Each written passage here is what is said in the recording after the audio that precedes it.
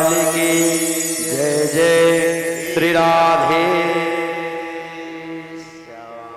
वृंदावन बिहारी लाल की। बिल्कुल ऐसे बोल रही है, ऐसे लग रहा है जैसे माटी की धौंधा हो। अरे जोर से बोलो ने। बोलिए बाके बिहारी लाल की। कम से कम पड़ोस में पता तो चल जाए कि हाँ कथा हो रही है। यासी आपके इटावा से तो अमृतसरियत अच्छा था, वो तो पंजाब में बेचारी हमारी भाषा को समझती थी, और आप लोग ये यूपी की होके ब्रिज की होके तब भी जयकारा नहीं लगाते। बोल बोल बाके बिहारी लाल की जय हो। और जोर से लगाओ, कम कम बस स्टैंड पे तो आवाज पहुंचे। बोल बाके बिहारी लाल की जय हो। देखिए कहते हैं जब जयकारे को बोलते हैं, जैसे ही जयकारे की आवाज लगाई तो हृदय के पाप बाहर निकल आते। तो एक ने कहा महाराज वो जाते कहाँ हैं? कि कहा कि जो नहीं बोलता है उसके अंदर चले जाते हैं। अब भैया मत बोलो, अगर अपने अंदर पापों को बिठालना है तो आराम से बैठ बोलो, क्योंकि जब जयकारे को बोलोगे तो जितनी भी नींद भी दूर हो जाएगी। अब बहुत से भक्त कहते हैं महाराज भूखे भजन ना होए गोपाला, और ये रखी है कंठी माला। तो इसलिए कथा का समय 1 बजे से दिया गया है ताकि आराम से चकाचक खा लो, आराम भी कर लो, फिर आ जाओ, क्योंकि दोपहर में कोई काम नहीं, घर में सोना होगा तो कम से कम 7 दिन तक आराम से आनंद तो लेंगे। आज आत्मदेव जी की एक एक बात समझ में आती है, सब कुछ त्याग कर और चले जाते हैं। श्रीमद् भागवत के 10वें स्कंद का पाठ किया और अंत में भगवान के धाम को चले गए। धुंधकारी आया और माँ से कहा माँ जितना भी माल खजाना था पिताजी सब तुम्हें सौंप कर गए हैं, जल्दी से बताओ धन कहाँ है। मैया कहती बेटा जब है ही नहीं तो कहां से दूं? तो कहता है झूठ बोलती है, अभी मैं तुम्हारी खबर लूंगा। मैया ने दे दिया और लेकर जाकर जुआ खेल लेता है, सारा बर्बाद कर देता है। मैया कहती एक ही तो है, जरा सावधान, जिसके एक संतान है वह थोड़ा ध्यान ज्यादा दे। ये नहीं बेटे को अगर 100 रुपए दे तो शाम को पूछना बेटा जो हमने 100 रुपए तुम्हें दिए थे वो कहाँ हैं, कहाँ खर्च किए? क्योंकि अगर आपने पूछा नहीं तो धीरे धीरे करके वह उस पैसे को उल्टे सीधे कामों में खर्च करेगा, और शुरू से ही अगर संभाल दिया तो संभल जाएगा, और शुरू में ध्यान नहीं दिया फिर इतनी देर हो जाती है कि फिर संभल नहीं पाता। जैसे कोई वृक्ष है, वृक्ष छोटा है झुका दो झुक जाएगा, लेकिन जैसे जैसे वृक्ष बड़ा हो जाता है फिर झुकता नहीं है, भले ही टूट जाए लेकिन झुकेगा नहीं। और आजकल तो एक पिक्चर भी आई है झुकेगा नहीं, तो जरा संभल कर झुकना सीखे, क्योंकि जो झुकना सीख गया उसने सब कुछ सीख लिया, जो माफ करना सीख गया उसने मानो सब सीख लिया। एक दिन अपनी माँ को बहुत मारा और कहा जल्दी से हमें धन दे। माँ ने जब नहीं दिया तो कहता है कि मैं तेरी जलती हुई लकड़ी से खबर लूंगा। धुंधकारी तो चला जाता है, आज धुंधली बड़ी उदास है, दुखी है, क्या करूं? इस जीवन से तो अच्छा है कि मैं मर जाऊं। और रात्रि में जाकर एक कुएं में गिरकर आत्महत्या कर ली। कुएं में जाकर गिर गई और मर गई। क्यों? क्योंकि सत्संग विहीन जीवन था। अपने जीवन में कभी सत्संग नहीं किया, कभी संतों का संग नहीं किया, और जीवन में जब संकट आया तो मृत्यु ही इसका समाधान है ऐसा निकाल लिया। देखिए मृत्यु समाधान नहीं है। जिंदगी के अंतिम क्षण तक प्रयास तो कीजिए, सफल हो गया तो पार हो जाओगे, और सफल नहीं हुआ तो कोई बात नहीं। अरे मरना तो सबको है, लेकिन प्रयास तो हम करें। धुंधली जब कुएं में गिरकर जाकर आत्महत्या कर लेती है, धुंधकारी ने देखा कि मैया तो मर गई। अब विचार किया, इधर गोकर्ण जी देखते हैं कि मैया मर गई, पिताजी जंगल में चले गए, हमें लगता है कि नंबर हमारा है। तो भैया से कहा, भैया अगर आपकी आज्ञा हो तो क्यों ना हम कुछ समय के लिए तीर्थ यात्रा में चले जाएं। ठीक है, जाओ तुम तीर्थ यात्रा के लिए चले जाओ। गोकर्ण जी तीर्थ यात्रा के लिए चले गए।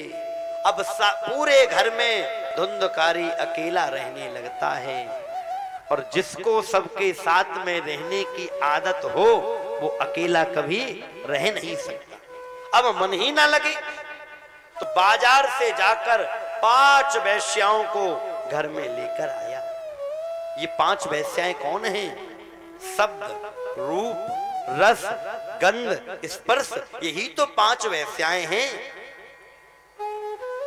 हमारे नेत्र कहते हैं हमें अच्छा अच्छा देखने के लिए चाहिए, हमारे कान कहते हैं हमें अच्छा अच्छा सुनने के लिए चाहिए, हमारी नाक कहती है हमें अच्छा सूंघने के लिए चाहिए, हमारा शरीर कहता है कि हमें अच्छा स्पर्श करने के लिए चाहिए, और हमारी जीभ कहती है हमें सुंदर सुंदर खाने के लिए चाहिए। यही तो 5 वेश्याएं हैं।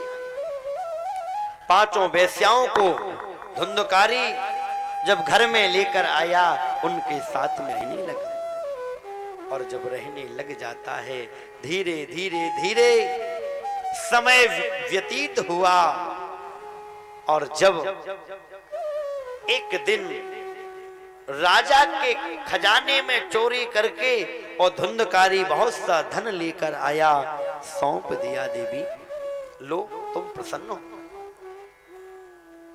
जो धन से कभी प्रसन्न न हो उसे कहते हैं वैश्या, और जो कभी भी पति से केवल एक ही चीज कहे कि अगर तुम ठीक हो तो मुझे सब कुछ मिल गया, जो केवल पति की याचना करे वो है पत्नी, क्योंकि पत्नी तो केवल यही चाहती है कि हमें बस मेरे पति ठीक रहें, धन वैभव तो आता जाता रहेगा, इसको हम रखकर क्या करेंगे। आज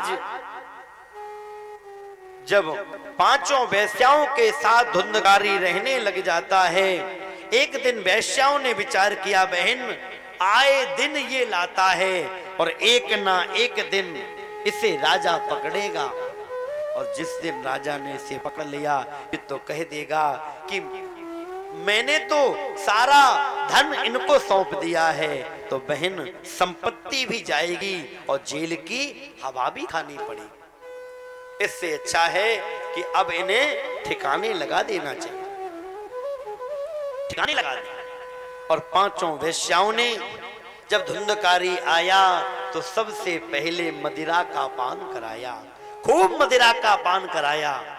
मदिरा पीते पीते पीते जब धुंधकारी मस्त हो गया, एक खाट पर लेट गया, तो 5 गलिकाओं ने धुंधकारी के हाथ और पैर बांध दिए। हाथ पैर बांधने के बाद अब वेश्याओं ने धुंधकारी के गले को दबाया, और जब दबाने लग जाती हैं धुंधकारी चिल्लाने लग जाता है, चीखने लग जाता है। वेश्याओं ने विचार किया, बहन अगर ये खुल गया तो हमें जिंदा नहीं छोड़ेगा, इसलिए बहन जल्दी करो, इसे समाप्त कर दो। एक दौड़ी दौड़ी गई, घर में चूल्हा जल रहा था, जलते हुए अंगारे लेकर आई और मुंह में ठूस दिए। तप्तांगाश्य समूहाश्य तन्मुखे हिन विक्षसो अग्निज्वालाति दुःखेन तेन सा निधनम गतः। जैसे ही उस गलिका ने अंगारों को लेकर और धुंधकारी के मुंह में ठूस दिया, तड़प तड़प कर धुंधकारी मर गया। और शास्त्र कहता है कि अगर किसी की अकाल मृत्यु हो अग्नि के द्वारा, जल के द्वारा, तो तो ऐसे लोग महान प्रेत बनते। धुंधकारी की जब मृत्यु हुई, महान प्रेत बना, और प्रेत को कहीं भी शांति मिलती नहीं है, भटकता रहता है, घूमता रहता है। आज जब उन पांचों वेश्याओं ने घर में ही गड्ढा खोदा और उस गड्ढे में दफनाकर धुंधकारी को वो तो चली गई, लोगों ने पूछा क्यों भाई आजकल धुंधकारी नहीं दिख रहे, तो कहते हैं कि वो तो बाहर गए हैं, बहुत दिनों के बाद लौटेंगे। सूत जी कहते हैं ऋषियों, ऐसी देवियों से जरा सावधान रहना चाहिए जो ऊपर से तो बड़ी मीठी मीठी बातें करती हैं और अंदर ऐसा लगता है जैसे छुरी चल रही हो। ऐसी देवियों से जरा सावधान। गोकर्ण जी को पता चला कि मेरे भाई की मृत्यु हो गई है। गोकर्ण जी उस समय गया में थे, तो विचार किया क्यों ना अपने भाई के लिए मैं श्राद्ध कर दूं। गया में सबसे उत्तम श्राद्ध है। लोग आजकल तो एक परंपरा बन गई कि चलो अपने पुरखों को ले जाकर और गया में हम छोड़ाएं जाकर। जरा संभल कर, उनका ही कल्याण होता है जिनके पुरखे अच्छे होते हैं। धुंधकारी के निमित्त जब गया में श्राद्ध किया गया और विधिवत किया, गोकर्ण जी महाराज ने गया में जब जाकर श्राद्ध किया और लौटकर जब नगर में आए, अपने घर में प्रवेश किया, एक कोने को साफ कर जब गोकर्ण जी बैठे तो देखा कि एक कुत्ता दौड़ा दौड़ा आ रहा है। देखते देखते वो कभी हाथी बन गया, कभी गधा बन गया, कभी भैंस बन गया। अनेकों रूप जब बदल लिए, मनो कुछ कहना चाहता है लेकिन कह नहीं पा रहा। तुरंत गोकर्ण जी ने जल को लिया, मंत्र को पढ़ा और जैसे ही जल को मारा, वह प्रेतात्मा बोल पड़ता है भैया मुझे नहीं पहचाना? अरे मैं तो तुम्हारा भाई हूं। कौन? भैया मेरा नाम धुंधकारी है।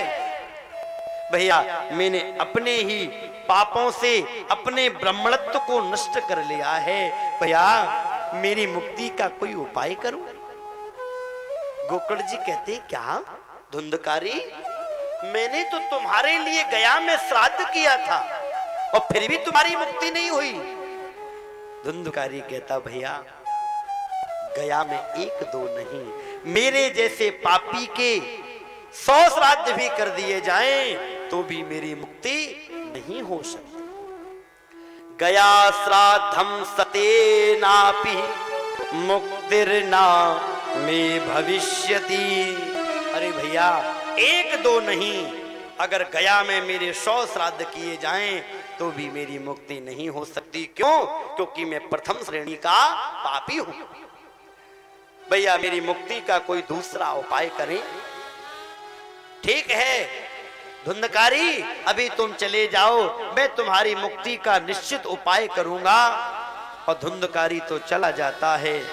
गोकर्ण जी विचार करते अब क्या करूं? मैंने तो गया में श्राद्ध भी किया था लेकिन फिर भी धुंधकारी की मुक्ति नहीं हुई, अब क्या उपाय किया जाए? और जैसे ही प्रातः काल की बेला हुई, सारे लोगों को, नगर वासियों को पता चला कि हमारे गोकर्ण जी आए हैं, तो तुरंत सब मिलने के लिए जाते हैं।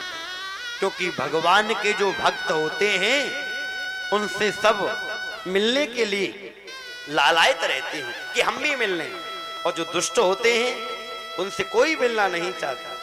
सब ये चाहते हैं कि इनसे तो दूर रहे। आज जब धुंधकारी से सब मिलते हैं, धुंधकारी ने कहा, धुंधकारी प्रेत बना हुआ घूम रहा है। गोकर्ण जी महाराज ने सबसे पूछा भैया मेरे भाई की मृत्यु हो गई है, क्या उनकी मृत्यु का कारण आपको पता है? अथवा उनकी मुक्ति कैसे हो, कोई उपाय बताएं।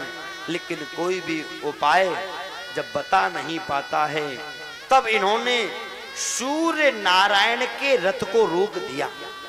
इतना तेज था कि सूर्य नारायण का रथ जा रहा था, इन्होंने तपोबल से रोक दिया। सूर्य नारायण से कहा, हे सूर्य नारायण, मेरे भैया धुंधकारी की अधोगति हो गई है, अगर आप कोई उपाय जानते हो तो बताएं।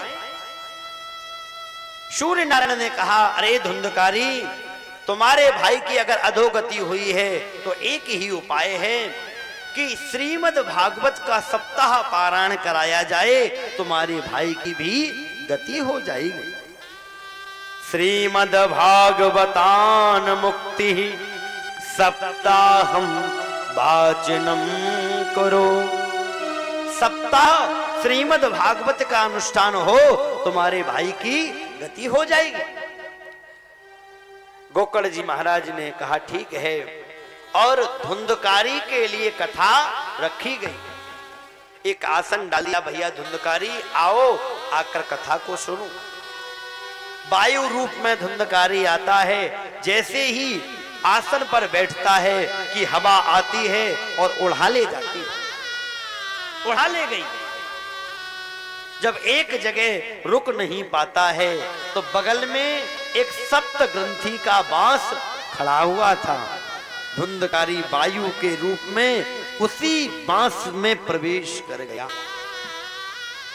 और जैसे ही बांस में प्रवेश करता है, वहीं पर बैठकर उसने कथा को सुना। कथा सुनते सुनते बांस की एक गांठ चट गई। दूसरे दिन दूसरी, तीसरे दिन तीसरी, और एवं सप्त दिनश्चैव सप्त ग्रंथिर भेदनम। 7 दिन में 7 गांठें चटक जाती हैं और दिव्य रूप में आ जाता है धुंधकारी। गोकर्ण जी ने सामने देखा, कहा, भैया तुम कौन हो? धुंधकारी कहता, भैया मुझे नहीं पहचाना? अरे मैं तो तुम्हारा भाई धुंधकारी हूं। क्या? अरे तुम्हारी ये गति? गोकर्ण जी ने जब पूछा, धुंधकारी तुम्हारी गति कैसे हो गई? धुंधकारी कहता, भैया मैंने कथा को सुना है, और आकाश में जब विमान आए लेने के लिए तो गोकर्ण जी ने कहा, भैया कथा तो सब सुन रहे हैं, लेकिन विमान एक लेकर क्यों आए? तो कहा, देखो कथा में भेद है। 3 तरह के श्रोता होते हैं। एक होता है श्रोता, और एक होता है सरौता, और तीसरा होता है सोता। श्रोता, सोता और सरौता। सच्चा कल्याण तो श्रोता का ही होता है। एक वो होता है जो कथा में तो आएगा, अब कथा में आने के बाद ऐसी जगह बैठेगा जहां से व्यासी भी दिखते रहें और आराम से नींद भी आ जाए, आराम से नींद भी आ जाए। आराम से दीवाल का सहारा लिया और प्रेम से चकाचक, इधर कथा चल रही है, उधर उनकी कथा चल रही है, आराम से सो गए। और एक बात बताएं, सबसे ज्यादा अगर आराम मिलता है तो हमारे भाइयों की अपेक्षा हमारी माताओं को इसमें बड़ा आराम मिलता है। इन्हें जब सोना होता है सबसे अच्छा तरीका है बस ऊपर से लाज मार लो। अब लाज मार ली, अब पता ही नहीं चल रहा है कि सो रही हैं कि कथा सुन रही हैं। और किसी ने पूछा, क्यों तुम सो रही हो? तो कहीं, अच्छा हम सो थोड़ी रही हैं, हम तो बड़े ध्यान से कथा सुन रही हैं, एक भी ध्यान इधर उधर ना हो जाए। अब राम जाने कौन सा ध्यान चल रहा है। तो ये हो गए सोता। एक है सरौता। सरौता पता है कौन? सरौता वो है जो एकांत कोने में बैठा है और देख रहा है कि भागवत जी भी दिखती रहे और हमारी चप्पल जी भी दिखती रहे, और जब हाथ जोड़कर बड़ी सुंदर प्रार्थना करेगा, हे प्रभु। अब देखिए, जो एक्स्ट्रा बुद्धि भगवान ने हम आपको ही दे रखी है। अब कोने में खड़ा होकर बड़ी अच्छी प्रार्थना करेगा, भागवत जी की तरफ देखकर बोलेगा, त्वमेव माता। भागवत जी की तरफ देख रहा है और कह रहा है, त्वमेव माता। मानो भगवान ने कहा, देखो कितनी सुंदर स्तुति। और फिर अपनी चप्पल की तरफ देख लिया, च पिता त्वमेव। फिर भागवत जी की तरफ, त्वमेव बंधो च सखा त्वमेव। दोनों चीज। तो ये है सरौता, कहीं देख रहे हैं और कहीं पर दृष्टि है। सच्चा कल्याण तो श्रोता का ही होता है, जो आए ध्यान से कथा को सुने, उसका ही कल्याण होने वाला है। एक बार क्या हुआ, एक संत ने बड़ी सुंदर 2 मूर्ति बनाई, और मूर्तियों को जब बनाया, बड़ी सुंदर मूर्ति, और दोनों को मूर्तियों को ले जाकर बाजार में रखा और कहा कि आप इनको देखकर बताइए कि एक मूर्ति जो है वो 1000 रुपए की है और एक मूर्ति लाख रुपए की है। तो लोगों ने पूछा, जो 1 लाख रुपए की मूर्ति है वो क्या सोने की है? कहता नहीं नहीं, वो पीतल की है। अच्छा, और जो 1000 रुपए की मूर्ति? कहता वही भी पीतल की है, लेकिन आपको देखकर बताना है कि कौन सी मूर्ति लाख रुपए की है और कौन सी मूर्ति 1000 रुपए की है। जब रखा, अब हर व्यक्ति आकर देखता है, कान देखता है, नाक देखता है, मुंह देखता है, क्योंकि पहले जमाने में अखबारों में कुछ चित्र आते थे कि 2 चित्र दे दिए जाते थे और कहा जाता था कि इसमें ढूंढिए कहां पर कौन सी चीज नहीं है। तो उसमें अंतर लगता भी नहीं था और होते थे, लोग निशान लगा लेते थे। अब लोग बाग देखने लगे, जरा देखें, कान नाक मुंह सब कुछ एक सा था, लेकिन ये पता ना चले कि कौन सी 1000 रुपए की है, कौन सी लाख रुपए की है। बड़ा दिमाग लगाया। कोई एक व्यक्ति आया, पढ़ा लिखा, उसने कहा महाराज हम देखें? हाँ जी आप देखें।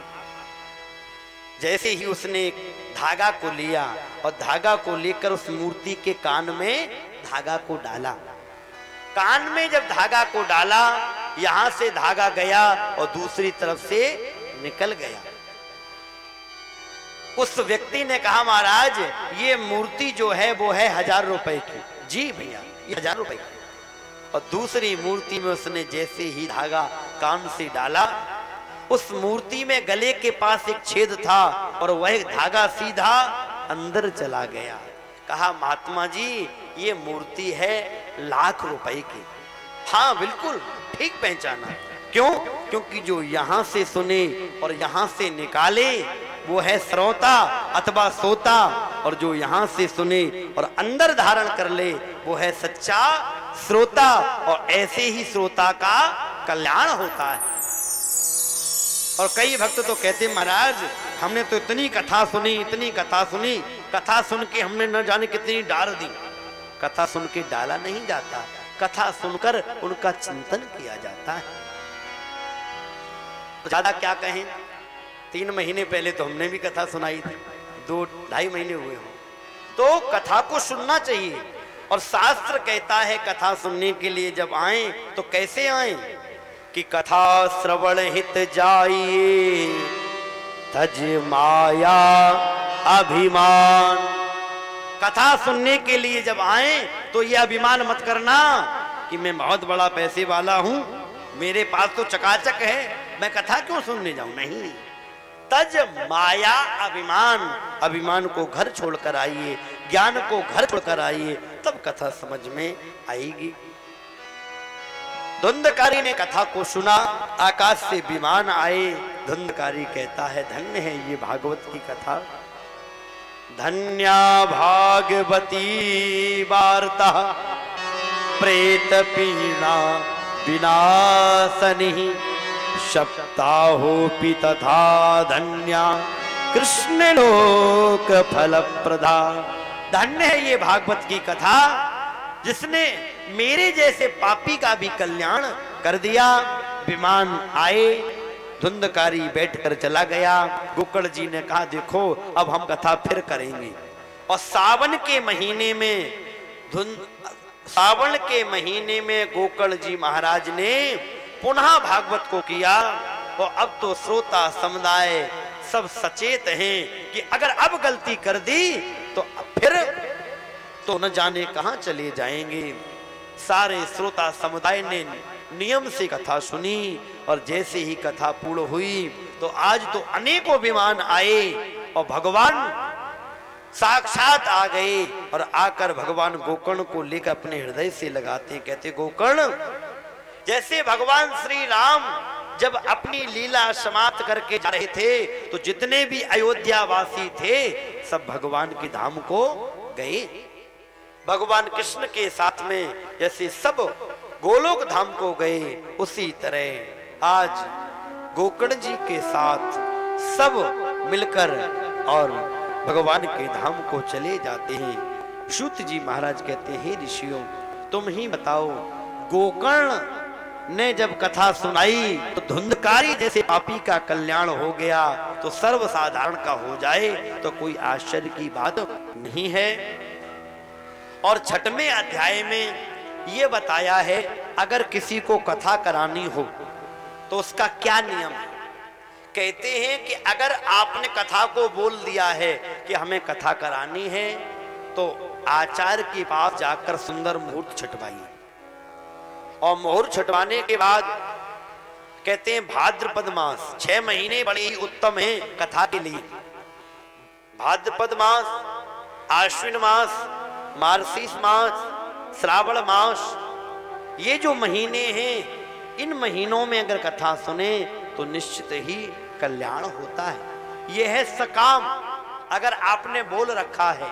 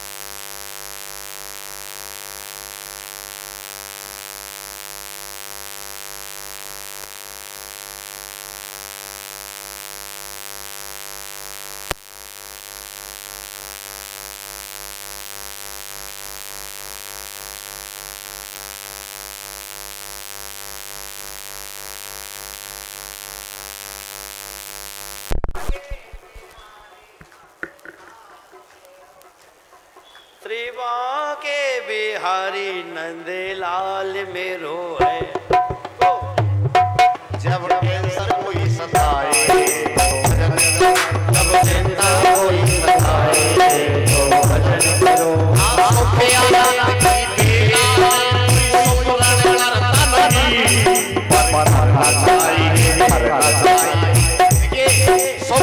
आनंद की बेला में कोई सुमरण करता नहीं कहते, दुख में सुमरण सब करे और सुख में करे ना कोई। और जो सुख में सुमरण करे तो दुख आएगा। हाँ, सुख आनंद की बेला में कोई सुमरण करता नहीं, पर करना चाहिए जब हाजर आए तो भजन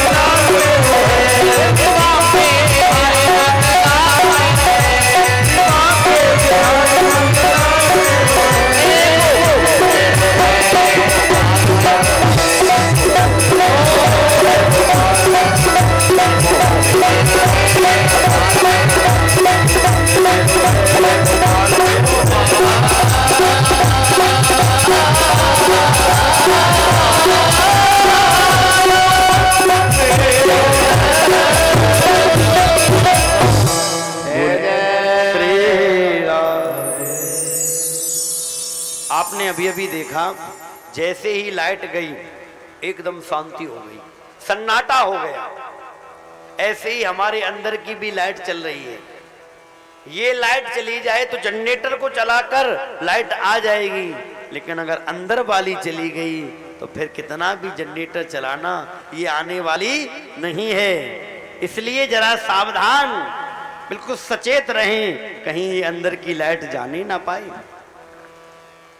सूत जी कहते हैं, ऋषियों, अगर सकाम अनुष्ठान बोला है तो ब्राह्मण से सुंदर मूर्त निकलवाकर और जब कथा कराएं तो सुंदर पत्र को छपवाएं कि भगवान की कृपा से हम ये सुंदर आयोजन करने जा रहे हैं, आप सब सादर आमंत्रित हैं, सबको बुलाइए। और कहते हैं कि जब कथा हो तो कथा में एक नियम लेना चाहिए, क्या कि भोजन जो है वो कम पाना चाहिए। अगर हो जाए तो निराहार रहकर व्रत करना चाहिए, निराहार रहकर व्रत करें और भागवत की कथा सुने। जैसे हमारी परीक्षित जी कल कह रहे थे कि अब तो 7 दिन तक ऐसे ही व्रत चलेगा, और होना चाहिए, कोई कठिन चीज नहीं है। ऐसे आयोजन अपने जिंदगी में व्यक्ति 1-2 बार कर पाता है। कुछ ही लोग भाग्यशाली हैं जो 2-4 साल में ही करा लेते। तो एक नियम लेना चाहिए कि भोजन हम न करें, और फिर भी काम ना चले कि महाराज क्या करें, दवाई चलती है, बगैर दवाई के चल नहीं पाएंगे। तो कहते हैं, भोजरम तु वरम मन्ने कथा श्रवण कारकम। जितने से काम चल जाए उतना ही भोजन पाएं और भगवान का भजन करें। बीच बीच में जय जयकार की ध्वनि होनी चाहिए। जय शब्दो नमः शब्दः शंख शब्द तथैव चा। जय जयकार की ध्वनि होनी चाहिए। और कहते हैं कि वक्ता को ऐसे बिठालना चाहिए जो दृष्टांत में कुशल हो, श्लोकों का गायन करे। और सूत जी कहते हैं, ऋषियों, जब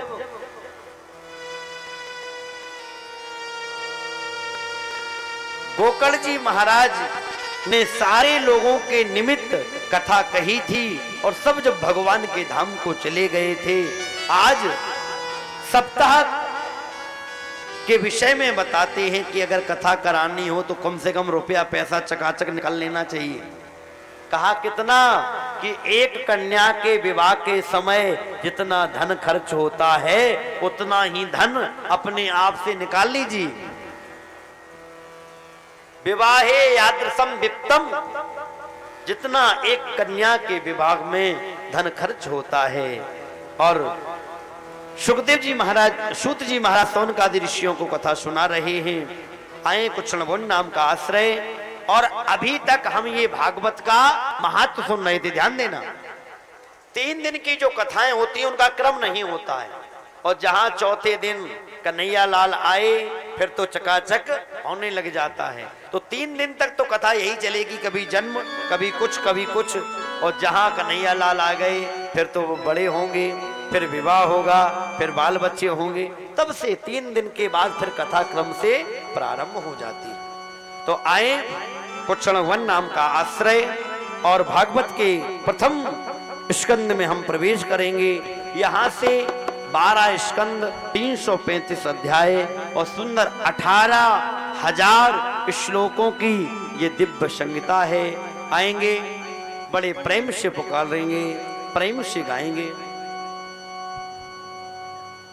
हाँ, बोलिए बांके बिहारी लाल की जय। जय श्री राधे।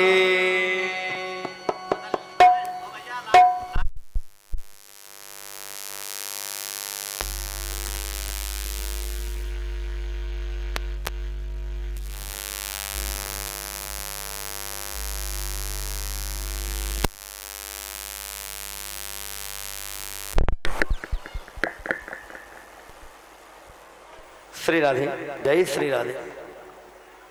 श्री राधे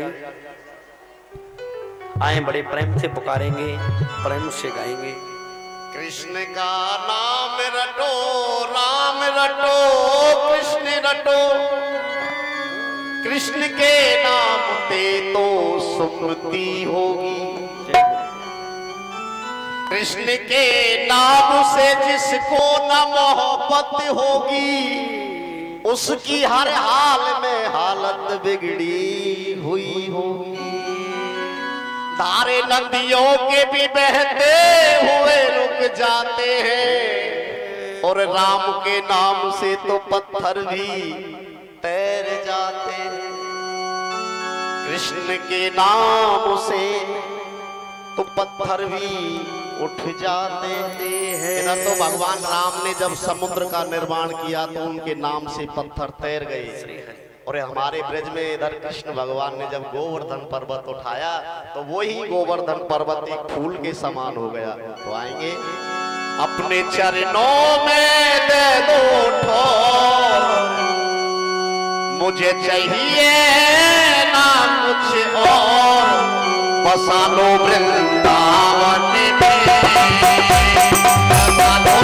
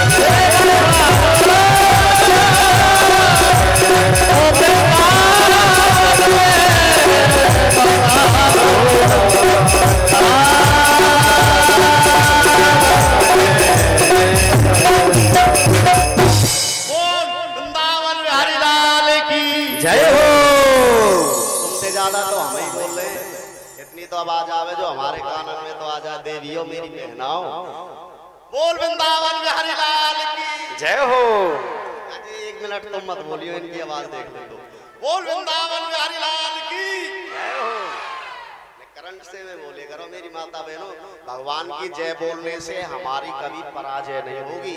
अगर कोई दुश्मन भी ये चाहे ना कि इसकी पराजय होनी चाहिए तो कभी जीवन में पराजय नहीं होगी। इसीलिए हमारे वृंदावन में बांके बिहारी की जय बोली जाती है, वो बांके बिहारी लाल की जय। बहुत सुंदर। कई माताएं तो ऐसी हैं, हाथ उठाती हैं फिर अगल बगल वालों को देखती हैं, उन्होंने उठाए नहीं तो हम क्यों उठाए, नीचे कर लेती हैं। जब उठाते तो उठा दिया करो आराम से, जय जय श्री राधे, नहीं तो हाथ उठे अभी आधे।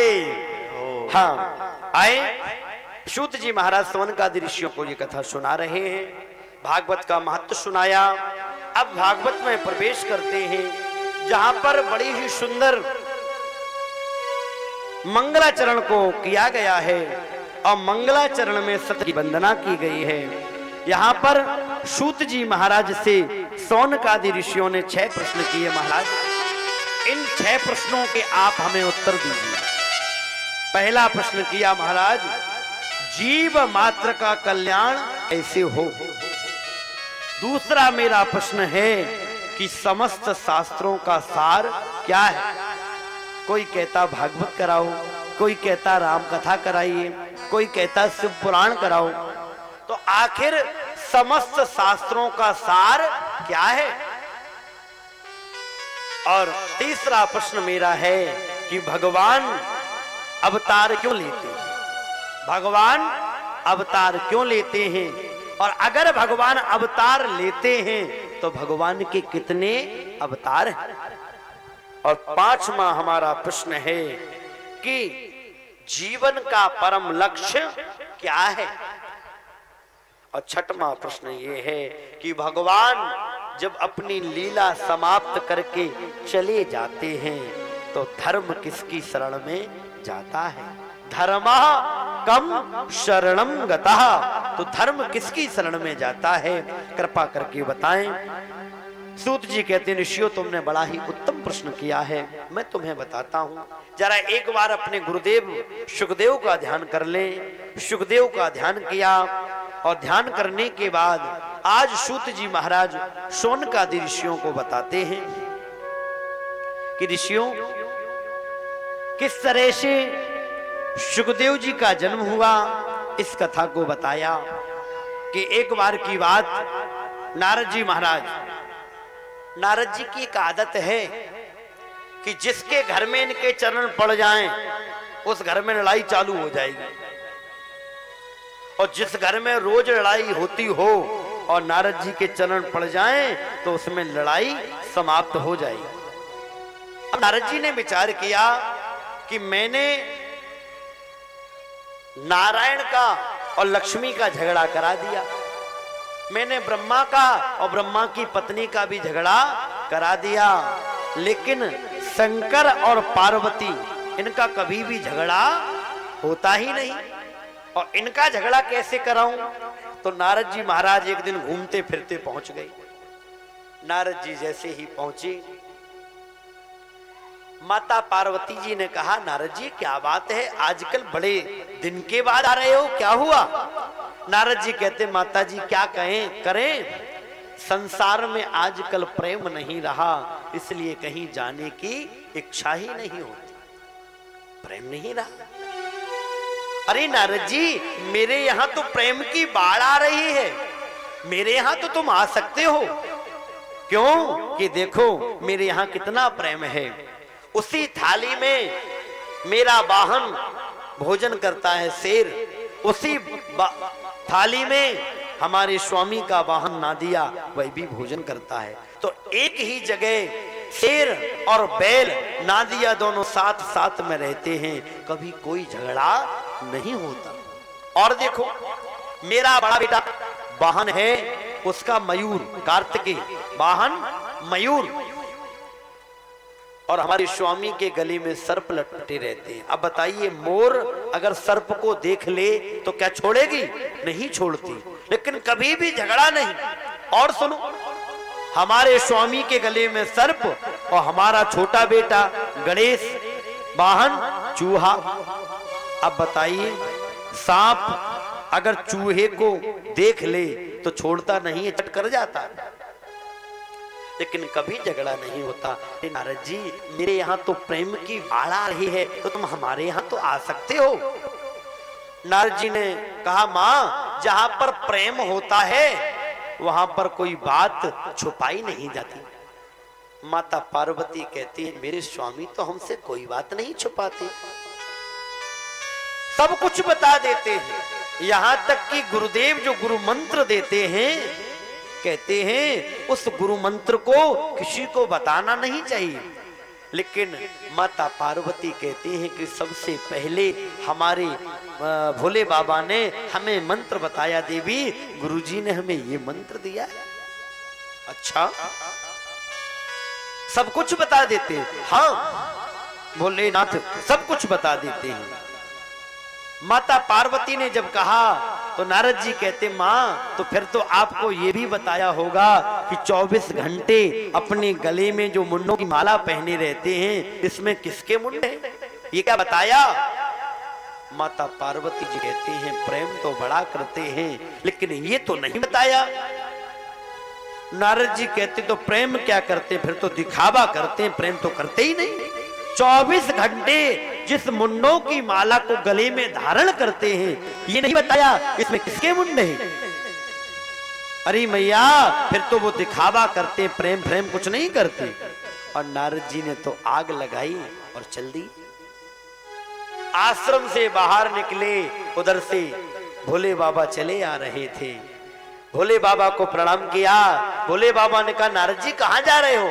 कि कुछ नहीं, हमें जल्दी में जाना है। बाबा, आप जल्दी से आश्रम में पहुंचिए क्योंकि आपको माताजी याद कर रही है।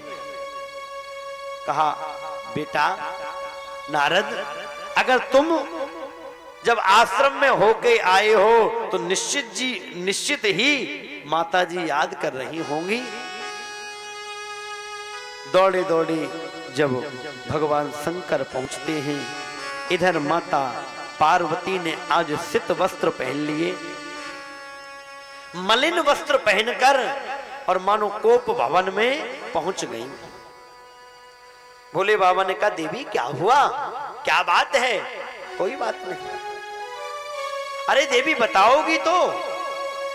माता पार्वती कहती हैं कि आज मुझे पता चला कि आप हमसे प्रेम नहीं करते, आप तो हमसे दिखावा करते। अरे देवी, हम तुमसे बहुत प्रेम करते हैं। माता पार्वती कहती, नहीं, आज नारद जी ने तो आके हमारे नेत्र खोल दिए। आज हमें पता चला, हम तो तुम्हारे प्रेम में पागल थी, लेकिन आज पता चला तुम हमसे प्रेम नहीं करते।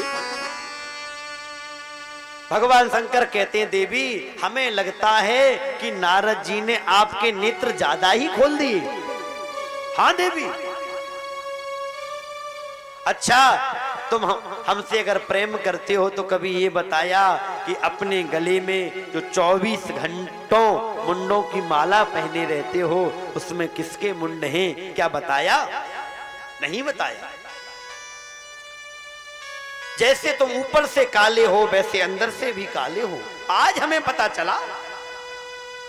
भगवान शंकर ने कहा, देवी ये हमारे प्रेम का प्रमाण पत्र है। हम तुमसे इतना प्रेम करते हैं कि देवी जब तुम मर जाती हो तो तुम्हारे मुंडों को अपने गले में हम धारण कर लेते हैं। इतना तुमसे प्रेम करते हैं और तुम हमसे कहती हो कि हम प्रेम नहीं करते, हम दिखावा करते हैं।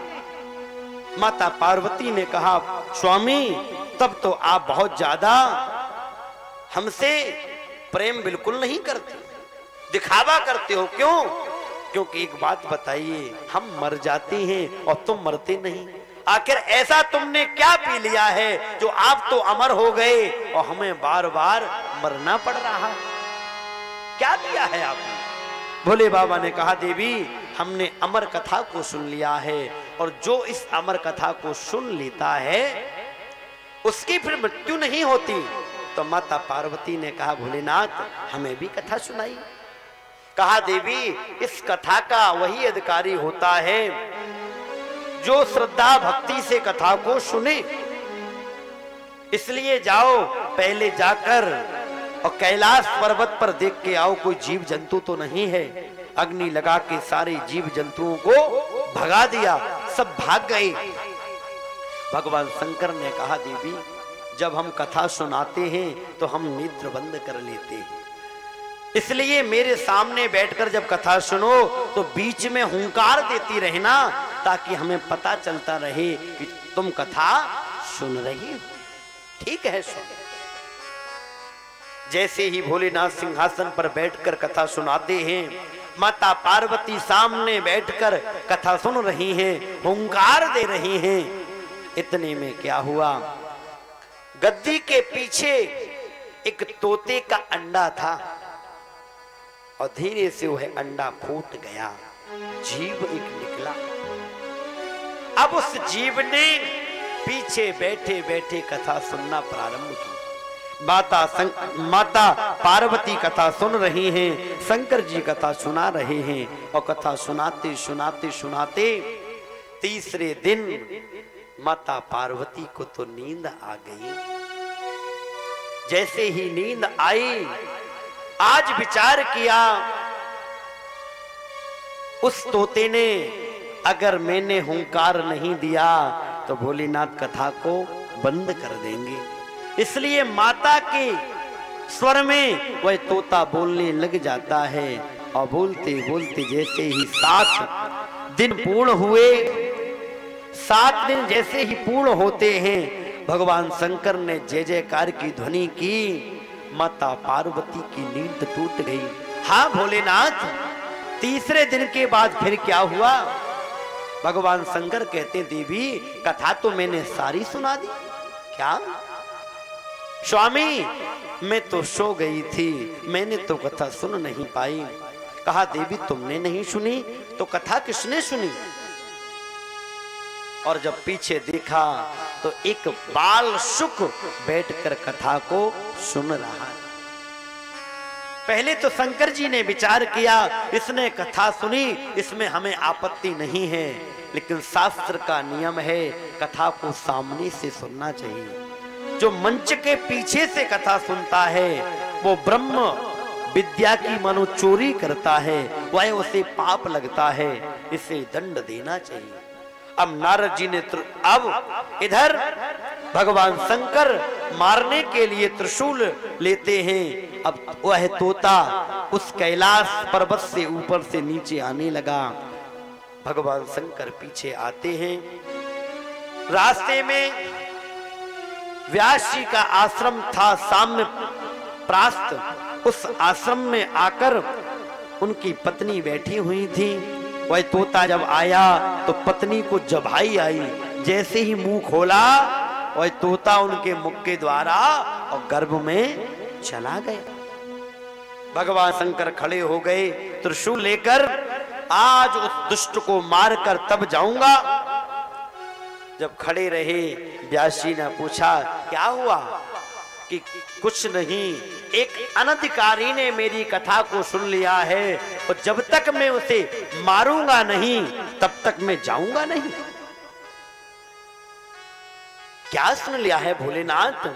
व्यास जी से भगवान शंकर कहते हैं उसने मेरी अमर कथा को सुन लिया है।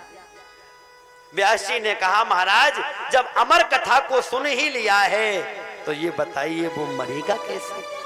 जब उसने कथा सुन ही ली है तो मरेगा नहीं। तब भगवान शंकर की समझ में आया और शंकर जी लौट आए। 12 वर्ष तक वह बालक गर्भ में रहा। व्यास जी कहते बेटा बाहर निकलो, वह कहता नहीं निकलूंगा, ये संसार की माया हमें लपेट लेगी। व्यास जी कहते बेटा तुझे भगवान की माया व्यापेगी नहीं। तो कहता है ऐसे नहीं मानूंगा, जब तक भगवान स्वयं नहीं कहेंगे तब तक मैं मानूंगा नहीं। तब भगवान को कहना पड़ा कि बेटा तुम बाहर लो, मेरी माया तुम्हें नहीं सताएगी। तब 12 वर्ष के बाद बाहर निकले। सूत जी महाराज कहते हैं ऋषियों, समय आने पर सुखदेव जी महाराज का जन्म हुआ और जन्म लेते ही वह जंगल में चले जाते हैं। पिताजी बेटा बेटा बेटा कहकर पीछे दौड़ते हैं, एक बार भी मुड़कर नहीं देखा।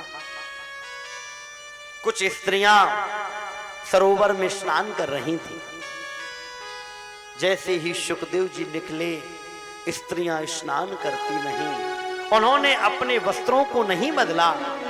जैसे ही व्यास जी पीछे से आए तो देवियां डर गईं, वस्त्रों को पहनकर कहा, बाबा क्षमा करना, हमें नहीं पता चला कि आप यहां से निकल रहे हैं। व्यास जी कहते हैं, देवियों, अभी मेरा नव युवक बेटा तुम्हारे सामने से निकल गया और तुमने वस्त्र धारण नहीं किए, और मैं तो तुम्हारे पिता के उम्र का हूं, तुमने आखिर वस्त्र क्यों धारण किए?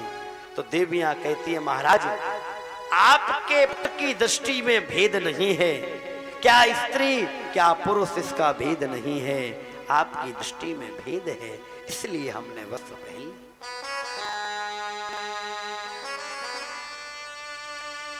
व्यास जी महाराज वहीं से लौट आते हैं, अपने आश्रम में बैठकर अनेकों पुराणों की रचना की, एक एक करके 17 पुराण लिख दिए, लेकिन फिर भी ऐसा लगता है कि अभी कुछ कमी है, मानो कुछ लिखा ही नहीं। इतने में कहीं से नारद जी महाराज घूमते फिरते आश्रम में आ गए। नारद जी को देखा तो तुरंत व्यास जी खड़े हुए और जाकर स्वागत किया। आइए नारद जी पधारिए। नारद जी आए और आकर सबसे पहले आसन पर बैठाया। ध्यान देना, हमारे यहाँ का शिष्टाचार है, पहले जमाने में जब कोई घर पर आता था तो खड़े होकर उसके पैरों को धुला जाता था, उसके बाद फिर उसे बैठाया जाता था, जलपान कराया जाता था, भोजन कराते थे। और आजकल सब कुछ समाप्त हो गया। वो तो भला हो इस कोरोना का कि ऐसी बीमारी आई तो कम से कम लोगों के हाथ पैर धुलना तो प्रारंभ हो गया। बाहर से आते तो हाथ धुल लेते, नहीं तो बीच में सब समाप्त हो गया था। कोरोना ने कम से कम हाथ धुलना तो सिखा दिया, धोते रहो धोते रहो। तो जैसे ही नारद जी आए, आकर स्वागत किया, पधारिए बैठिए। नारद जी बैठे और नारद जी जैसे ही बैठे पूछा, अरे पराशर नंदन व्यास जी, क्या बात है, तुम बड़े दुखी लग रहे हो। व्यास जी ने कहा, क्या करें महाराज, 17 पुराणों की रचना कर दी, एक वेद के 3 विभाग भी किए, मानो 4 वेद हो गए, पंचम वेद महाभारत को भी लिखा, लेकिन फिर भी मन में संतोष नहीं हो रहा। ये पता नहीं चल रहा है कि कमी कहां है। नारद जी ने कहा, हम बताएं। अरे महाराज, बड़ी कृपा होगी जो आप हमें कमी को बता देंगे। तुरंत नारद जी कहते, व्यास जी आपने पुराणों को तो लिखा है, लेकिन क्या मानकर लिखा कि मैं लिख रहा हूं, मैंने ये किया है, अभिमान आ गया। नारद जी कहते हैं, व्यास जी अब आप वही लिखिए जिसे भगवान लिखाएं, उसको ही आप लिखना। अपनी कमी का एहसास मनो हो जाता है। नारद जी कहते कि मुझे देखो, पहले मैं दासी का पुत्र था, मेरा जन्म हुआ, मेरी माँ का मेरे पिता का स्वर्गवास हो गया, माँ मुझे संतों के आश्रम में ले गई और मैं भी माँ के साथ में सेवा करने लगा। लेकिन एक दिन की बात, संतों के आश्रम में कुछ संत चातुर्मास करने के लिए 4 महीने एक स्थान पर, और जब सेवा की तो संतों ने बड़ा आशीर्वाद दिया। संतों को जो प्रसाद खिलाता था उनका झूठा प्रसाद मैं पा लेता था, जिससे मेरे जन्म जन्मांतरों के पाप कट गए। लेकिन संत जब जाने लगे तो मैंने तो चरणों को पकड़ लिया, महाराज आप जा रहे हैं, मैं आपके बगैर रह नहीं सकता, इसलिए मैं भी आपके साथ चलूंगा। नारद जी कहते हैं, व्यास जी, जब मैंने संतों से जाने के लिए कहा तो संत कहने लगे, बेटे इस समय मैं तुझे ले जा नहीं सकता। क्यों? क्योंकि तेरी माँ ने बहुत सेवा की है। अगर मैं तुझे ले गया तो तेरी माँ जिंदगी भर गालियां देगी कि मैंने तो संत की कितनी सेवा की और संतों ने मेरे बच्चे को ही बाबा बना दिया। इसलिए अब मैं, अरे बेटा, अगर तुम्हें भगवान का ही भजन करना है तो एक काम करना बेटा, मैं तुम्हें मंत्र दे रहा हूं, तुम यहीं पर रुककर मंत्र का जप करना और जब तक तुम्हारी माँ है तब तक माँ की सेवा करना। मातृ देवो भव, पितृ देवो भव, फिर नंबर आता है आचार्य देवो भव। सबसे पहले गुरु माँ है, फिर पिता है, उसके बाद फिर आचार्य का नंबर आता है। आज नारद जी महाराज ने बताया कि जब मेरी माँ संतों की सेवा करती, वो प्रणाम करती तो मैं भी प्रणाम करता, माँ को देख देख कर प्रणाम करता। और ध्यान देना, जब भी कभी भी मंदिर में जाएं तो अकेले मत जाना, अपने पुत्रों को लेकर जरूर जाना और उनको दिखाकर प्रणाम करना, क्योंकि बच्चे जैसा दिखेंगे वैसा ही करेंगे। इसलिए जरा सावधान, बच्चों को दिखा दिखाकर सत्कर्म कीजिए, बच्चों को दिखा दिखाकर पूजन पाठ कीजिए, बच्चों का हाथ लगवाइए। अगर चाहते हैं कि मेरा बच्चा संस्कारवान बने तो ध्रुव की मां एक दिन गाय दुहने के लिए गई। नारद जी भगवान का भजन करते रहते हैं तो मैया को चिंता हुई, क्यों ना अपने बेटे का विवाह करा दूं, क्योंकि आजकल इसे संत बनने का भूत चढ़ा हुआ है। ये भूत जब तक शांत नहीं होगा तब तक काम नहीं चलेगा, क्यों ना हम इसका विवाह करा दें। तो जो भी मिलता उससे कहते, भैया अगर कोई मेरे बच्चे के लिए बेटी मिले तो जल्दी से इसका विवाह करा। नारद जी कहते हैं कि पहले तो मैं विचार करता था कि माता जी जब चली जाएंगी तब भजन करूंगा, और अगर विवाह हो गया तो धर्मपत्नी का इंतजार करना पड़ेगा, ये कब पधारे तब भजन करूं। तो हमें लगता है इस चक्कर में पड़ जाएंगे। इसलिए मेरे हृदय में एक दिन इतना वैराग्य आया कि मैंने कह दिया, हे प्रभु आप सत्य के हो तो मेरी माँ को उठा लो। इधर मैंने कहा, तुरंत ही मेरी माँ जब गाय धोने के लिए गई, एक सर्प पर जैसे ही पैर पड़ा, उनका पैर सर्प के ऊपर जैसे ही जाता है, तुरंत सर्प ने डस लिया और मेरी माँ की मृत्यु हो गई। माँ मेरी जब मर गई, एक दौड़ा दौड़ा आया, उसने आकर कहा, अरे बेटा तुम्हारी तो माँ मर गई। मैंने सुना तो मैं बड़ा खुश हुआ, क्या माँ मर गई? लेकिन फिर मैंने सोचा अगर मैं ऐसे ही हंसता रहा तो लोग क्या कहेंगे, इसकी माँ मर गई और ये हंस रहा है। इसलिए मैं रोया तो मेरे नेत्रों से दो तरह के आंसू निकले, एक गरम एक ठंडे। मेरी माँ मर गई इसलिए मैं रोया तो मेरे नेत्रों से गर्म अश्रु निकले, अब मुझे कोई रोकने वाला नहीं। जब मैं रोया तो मेरे नेत्रों से प्रेम के अश्रु, ठंडे अश्रु निकले। अंत में मैं सब कुछ छोड़कर और भगवान के भजन के लिए चला जाता हूँ। मैंने भगवान का भजन किया, भगवान की दिव्य वाणी मेरे हृदय में आई और एक क्षण के बाद वह झांकी गायब हो गई। नारद जी कहते हैं, आप लोग थोड़ा साइड से आ जाइए, पानी बरस रहा है।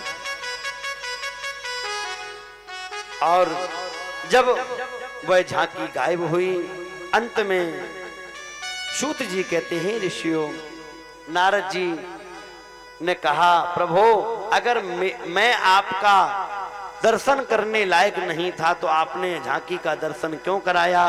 भगवान कहते, बेटा एक काम करो, इस जन्म में नहीं अगले जन्म में तुम्हें मेरे दर्शन होंगे। प्रलय होता है और वही दासी का पुत्र ब्रह्मा जी का मानस पुत्र बन जाता है। नारद जी बताते हैं कि ये संतों की महिमा है। व्यास जी को अपनी कमी का एहसास हुआ और दिव्य भागवत पुराण को लिखा। समय आने पर उन्होंने यही कथा अपने पुत्र सुखदेव को सुनाई।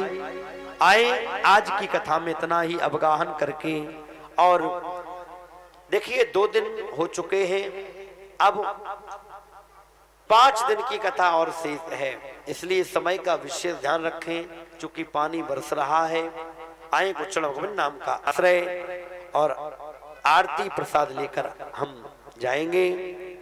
और ठीक कल आप 1 बजे उपस्थित हो जाया करें, ताकि 1 बजे से लेकर 5 बजे तक ये कथा चले। और जिस व्यक्ति की ये कथा छूट गई हो वो हमारे YouTube चैनल पर इस कथा को, और दिन में भक्ति ज्ञान सरिता पर ये कथा आएगी 1 से लेकर 5 बजे तक, और रात्रि में 8 बजे से लेकर और 12 बजे तक ये गोपाल ज्ञान सरिता पर ये कथा आएगी। तो दिन में आप इस चैनल पर देख सकते हैं और रात्रि में गोपाल ज्ञान सरिता पर इस कथा को देख सकते हैं। आए बड़े प्रेम से पुकारेंगे, प्रेम से गाएंगे। बोलिए बांके बिहारी लाल की जय। जय श्री राधे। श्री राधे। अजी वृंदावन धाम हमारे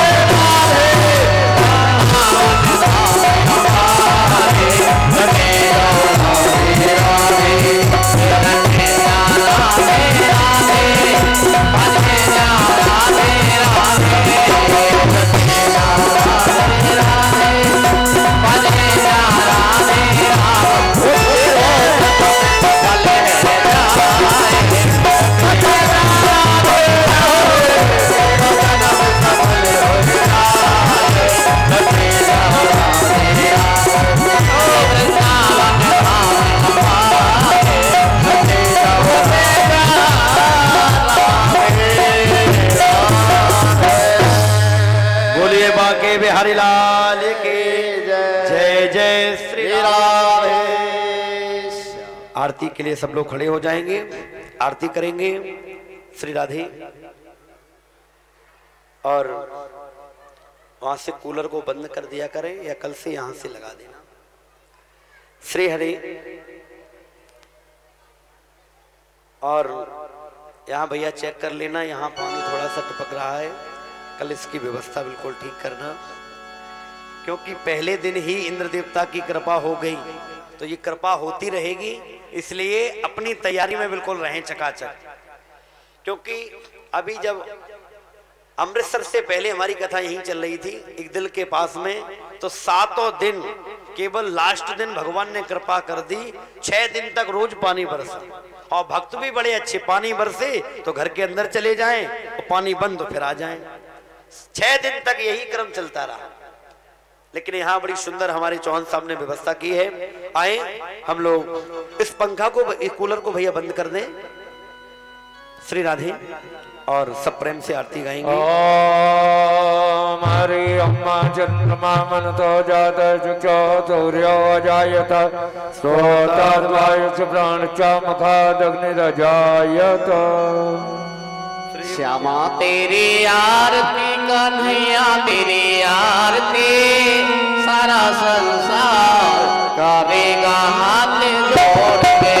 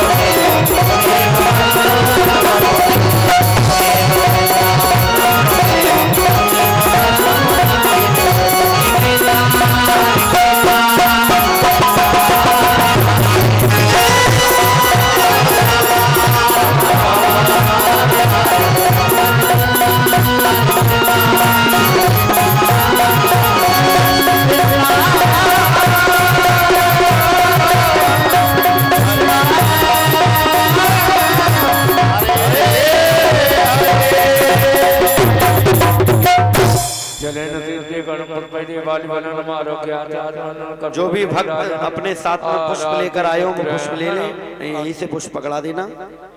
आचार्य जी सबको पुष्प दे दीजिए। जो फूल लेकर आए हैं वो अपने हाथ में निकाल लें, और जो भी मन से वाणी से अपराध हुआ उसके लिए पुष्पांजलि करेंगी। श्री राधे। हरि ओम हरि ओम। जगेन जगमय जंत देवात दानि धर्माणि बतमान्याचलना ते अनागम महिमानाः सचन्ति यत्र पूर्वे साध्याः सन्ति देवाः सेवन्ति कामकल चंपक बाडलग जय पुण्या गजाज कर वीरल साल पुष्पै बिल्वप्यमाल तुलसी दल मंजरी बे पूजयामि जगदीश्वर मे प्रसीद। नाना सुगंध पुष्पाणि यथा कालोद्भवानि च पुष्पाञ्जलिर्मया गृहाण परमेश्वरः। श्रीमन्नारायणाय नमः। चरणकमले मंद पुष्पाञ्जलिं समर्पयामि।